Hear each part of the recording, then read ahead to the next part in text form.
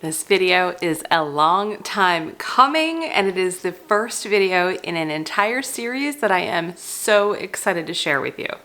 Hi folks, I'm Amanda with The Happy Homestead, and today is going to be the introduction to home cheese making. Yay! Let's face it, cheese is life, right? And it can be rather expensive. And maybe you've had the desire to learn how to make some of your own cheese. Maybe this is just a curiosity thing for you and you just kind of want to know the process. Either way, welcome.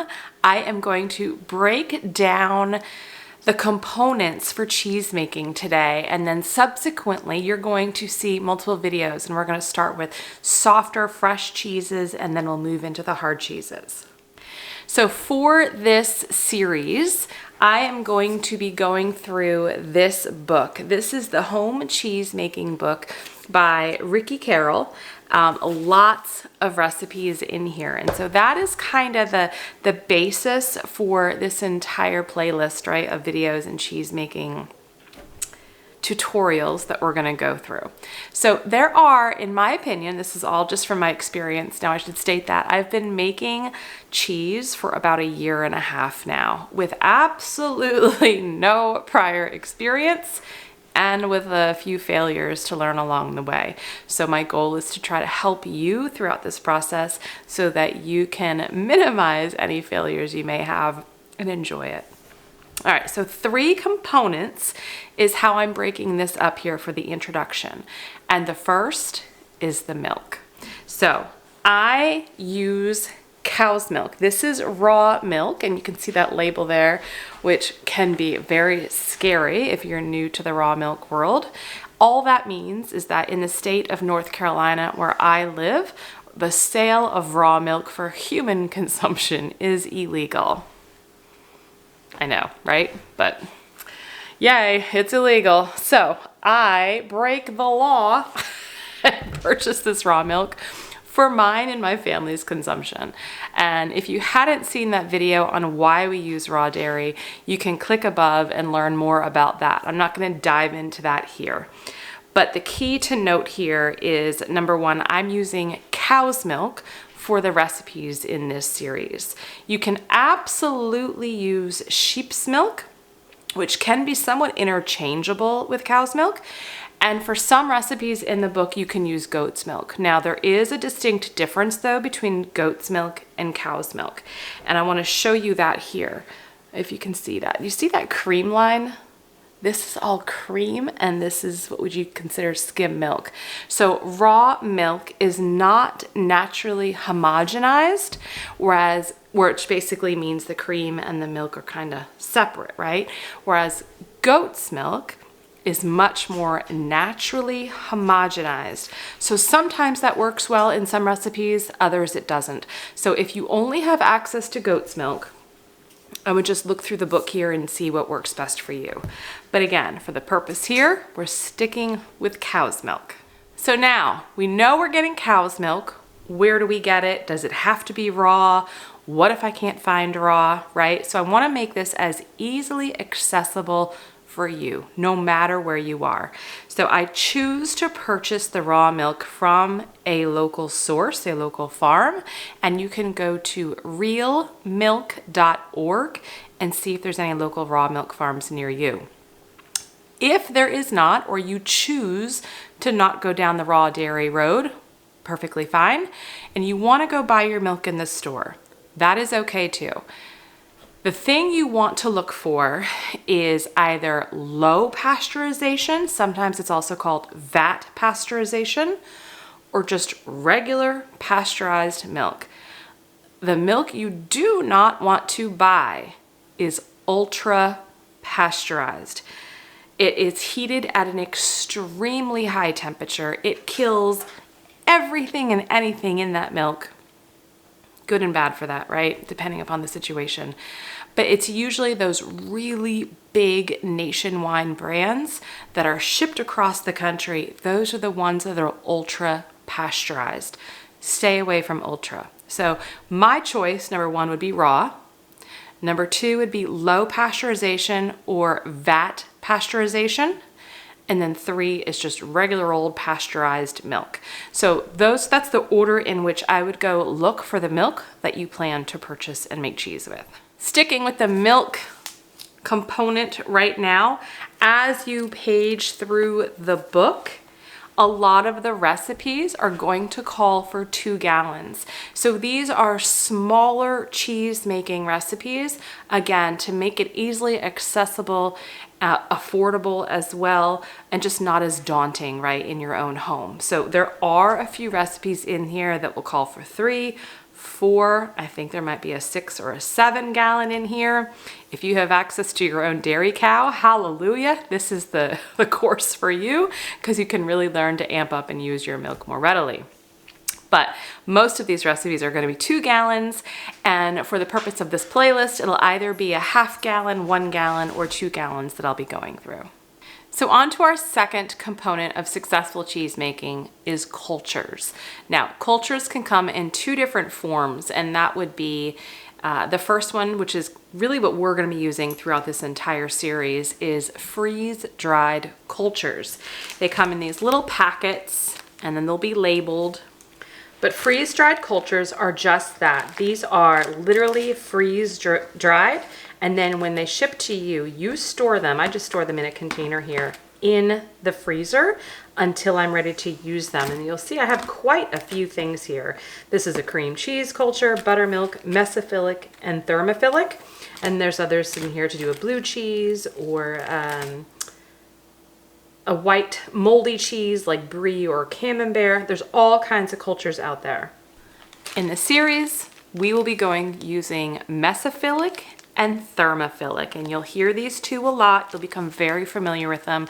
So when you're just starting out, mesophilic and thermophilic are the cultures that you're going to want to start with. Now remember, I said in the beginning there's 2 types of cultures, and the freeze-dried is the first. The second type of culture is more of a recultured culture, or something that you have fresh on hand. And an example of a thermophilic culture would be yogurt, right? Yogurt uses a thermophilic process. It basically means it's a heat-loving culture. And if you've ever made your own yogurt, right, you've got to heat it up, and then you put your culture in and let it cool down, and it kind of stays at that even temperature. So thermophilic culture would be an example of yogurt. Bulgarian yogurt is something you'll often see in that book, and you can use that as a starter. An example of a mesophilic culture would be something like kefir or klabber, which is something that is naturally cultured at home in raw milk, and then you can use that as a mesophilic starter. Again, for the purpose of this series and for your own success, you're gonna wanna stick with the freeze-dried cultures. I haven't had too much success yet with using my own recultured fresh cultures, but that is because I haven't really dove into it as much as I want to, and that's something I plan to do in time. But I suggest that you start with the freeze-dried cultures, reduce that risk of error or contamination as much as possible. You're going to all of this time, you're going to be spending money on your milk. Give yourself the best possible start, and start with freeze-dried cultures. Along the lines with the culture component, this isn't necessarily culture, but it is critical for proper cheese making, and that is rennet.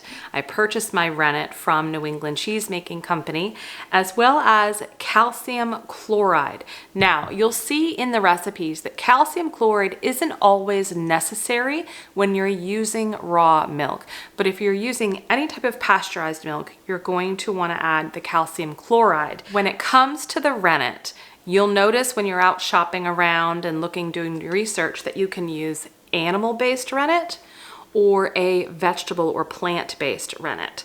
And let me tell you, I have not had success with this. You may have better success than I, but again, in order to start to really learn the cheese making process and give yourself as much success as you can so that you keep going and you're motivated, I would suggest you start with an animal rennet. And now as you're looking through some of the recipes, you may see a couple of other things like annatto, and you've ever bought a cheddar cheese, you look and you see on the packaging the word annatto and then in parentheses coloring. And annatto is a seed, and they press the seed and they make this all natural food coloring. And you can use annatto to color your cheddar and make it more of that yellow color. I choose not to. I have annatto, but I choose not to. Again, I would start with the absolute minimal ingredients and components that you need to begin this process. The third component to successful cheese making is your equipment. What do you really need to begin this process and begin this hobby? Well, you'd be probably surprised to know that you mostly have everything you already need. The first being a large stock pot. You most likely already have this. Now again, for just starting out, usually you're not going to do anything more than 2 gallons to start. So this pot I think holds close to 3.5 or 4. I use this pot every time I'm making a 2-gallon cheese, which by the way, approximately makes about a 2-pound cheese. After you have your pot, you need some sort of slotted spoon for stirring. It does not have to look like this, but the whole premise is that while you're stirring back and forth in your pot, you've got these slots to really help incorporate and mix the culture or the calcium chloride or the rennet, right? And to keep the milk moving to get an even heat distribution. You'll find in the recipes as you go through that it will tell you to heat the milk up to 86 degrees or 90 degrees. And how do you know when you're at that right temperature, right? You can absolutely use some sort of candy thermometer or other just probe thermometer into your milk. But let me just tell you a little tidbit. These temperature guns work so much better and you'll get a lot more accuracy and a lot less frustration. So I use this temperature gun all the time with cheese making so that I know that I'm at the right place. Next, you'll be cutting your curds, and you can get fancy curd knives or just use something you already have, which is what I do. This is just a large offset spatula, and this is what I use to cut my curds. Now, if you get into cheese making so much and you're using really big batches, you'd probably need something bigger than this, but for right now, this works great. Along with a whisk. Sometimes it'll tell you to cut your curds with a whisk to get really like rice-like granule pieces, like for instance a Parmesan, because once you get your curds into smaller pieces, they express much more whey, they become drier like a Parmesan. And so sometimes you'll be told to use a whisk as well. You'll be draining your curds, and you can choose to save the whey or not, but you will need good cheesecloth. Now, I have gone through many a cheesecloth over the last year and a half, and what I have found works best are cheesecloth squares with hemmed edges. It's not the rough cut edges, it's got the hem, and it's just easiest to keep clean, keep together, and not have any fraying that causes issues. I usually find between a 20 by 20 or a 25 by 25 square piece of cheesecloth is perfectly sufficient when you're doing a 2-pound cheese. When you're doing more softer, fresh cheeses, you'll need some sort of basket mold. Now, maybe you have a berry colander, right? A small colander with holes in it that, you know, you rinse berries off in. That's what they call berry colander. You can use something like that lined with cheesecloth as well, or you can get these small little baskets. And what they do is it keeps the curds inside, but allows the whey to drain off. And sometimes with these baskets, you're not actually using the cheesecloth inside, the curds are just going in here. So you would use something like this for a ricotta or I think a cream cheese, and we're gonna go through some of these videos in time, right? But a basket mold is very helpful for those fresher, softer cheeses. This is another type of mold for, this is what will be used for like a brie or a camembert. It allows the draining on the side, and then you put like a bamboo mat underneath. Just wanted to show you this. This is another type of mold you may see, but it's probably not something you need right away. Now, when we get into the harder cheeses, you actually need harder, proper cheese molds. And so that is what this is here. It's a much harder, more durable plastic. There are drain holes on the bottom and on the sides. And you actually put your cheesecloth in it, you line your cheesecloth, or you line your mold with your cheesecloth, and then you will spoon your curds right into here, and the whey will be dripping out. So you can sometimes do it over the sink or in a colander in the sink, but the whole purpose is to get all the curds in here, and then you will top it off and then put, this is called a follower. You'll put your follower on top and then you'll weigh that down. And this is how you get those beautiful forms of hard cheese, right? The more you press it, the more whey that comes out, the more drier a cheese it is. So let me touch on the pressing, because that is something that I want you to be able to figure out without having to buy a cheese press first. You can easily put this like on a cookie sheet, right? So that you catch all of the whey that's dripping out and just periodically empty that. Have your follower on top, and maybe you have some of those weights, right? Like barbell weights, not the dumbbells, but the round weight plates that would go on barbells. And you can actually then stack your weights on top. And you might be able to get some cheap at a yard sale, or maybe your neighbor has some that he's not using anymore. But being able to put the weight on the follower really helps with pressing your cheese at the appropriate weights, pressure. Get creative. Maybe you get like a piece of plywood right on top of here, on top of the follower, and then you can put your weight on top. I would suggest that if you can figure out how to press your cheeses without purchasing a press first, then do it. Again, this is all about as minimal an investment as possible to make sure this is a hobby you enjoy. This is my cheese press. I purchased it from New England Cheesemaking Supply.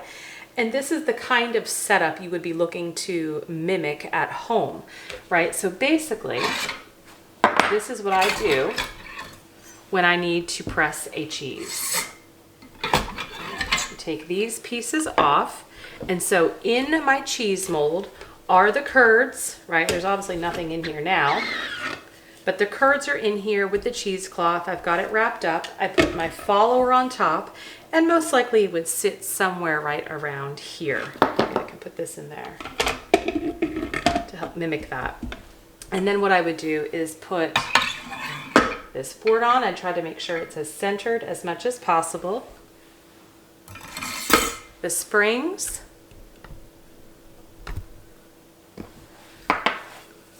the top board, and this is just a gauge to kind of give you an idea of the pounds of pressure you're putting on your cheese, and then these help lock it in place. And so then what I do is I press it, and then it's actually pressing all of the way out, and this is a drip tray. So I will oftentimes put my cheese mold right over the sink so that all of the whey just drips out into this sink. But this is a typical cheese press that you can easily try to mimic at home without having to purchase one like this. Now, when you go on the cheesemaking website, you'll see there's a couple of different kinds of presses. There's this one, and then there's, I think, called the Dutch press, which looks a little bit different, but also works just as fine. There are some recipes that will call for salt in your cheese, and it may just say cheese salt. Don't get too hung up on that and trying to order cheese salt. As you probably know if you follow along with me at all, I'm a huge Redmond real salt proponent. There is a discount code below where you can get 15% off your own Redmond real salt. This is a 10-pound bucket, which is empty. I've already gone through it, and I have a 25-pound bag in our pantry. But this is the only salt I use in our cheese. Make this as easy as possible for yourself. Get one good quality salt for your kitchen, and then you can use it ubiquitously across your needs. Now, when you're making your fresher, softer cheeses, most of the time, once you have them formed or mixed or however the recipe says with that last step, you're then just gonna store them in the refrigerator. And they'll usually keep from a couple of days, maybe to a week, maybe longer, depending upon the recipe. When you're doing a hard cheese, your hard cheese needs to usually dry out a little bit. And this is where a drying rack, just a plain old drying rack, really comes in handy.